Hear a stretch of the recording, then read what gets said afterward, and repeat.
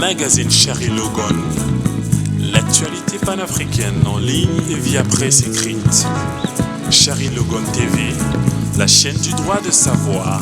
Charlie Logan. Okay, I will pick the gentleman in the behind. When will the Africa Climate Summit take place? And where will it take place? Yes, please. In Ethiopia. Which dates? I was checking who is leading on the screen, and probably you have more insights. So that's why we are here. We are going to get more insights on the summit, where and when will it take place, and what are the opportunities for stakeholders to participate.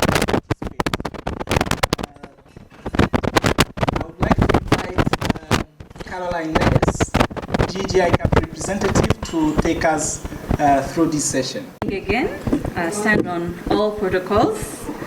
I'd like to first start by thanking the government of the Federal Democratic Republic of Ethiopia for entrusting GGGI to be one of the coordinating organizations of the summit in Addis.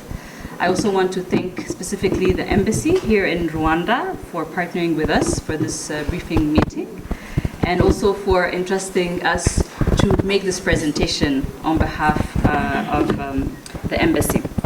I would like to share a little bit more about the ACS2 objectives, expected outcomes, and program overview with you today. So the Africa Climate Summit is intended to be a platform to inform, frame, and influence global climate action and finance. One of the visions is that we want to position Africa as a global climate leader, not just a continent that is vulnerable to the effects of climate change, which is the case, but also a continent that is leading the climate conversation, and also providing a platform to unify Africa's voice ahead of critical climate negotiations at COP in Belém later this year, UNGA, G20, different convenings that are happening. So it's quite important that we use this platform and summit to come out with a strong, unified, powerful continental voice, so that Africa's priorities and Africa's interests are well represented and heard. Of course, a recurring theme is climate justice. As His Excellency Ambassador mentioned, we've contributed as a continent only 4% of greenhouse gas emissions. However, we are disproportionately affected.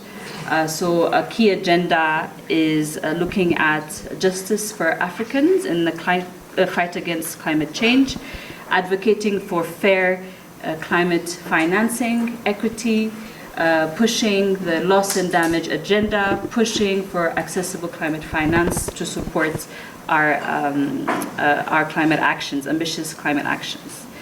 And the summit is also looking to position Africa as a powerhouse, a place where climate is not only looked as a burden, but actually as an opportunity for economic growth, green jobs, and transformation. And building from the first summit that took place in Nairobi in 2023, where there was a strong diplomatic moment. There's a lot of momentum. We're now with this summit trying to move from momentum to delivery. So a key pillar of this summit will look at prioritizing accountability, transparency, making sure that that is part of Africa's climate leadership.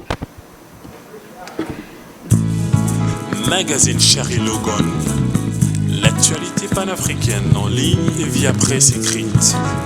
Charlie Logan TV, la chaîne du droit de savoir. Charlie Logan.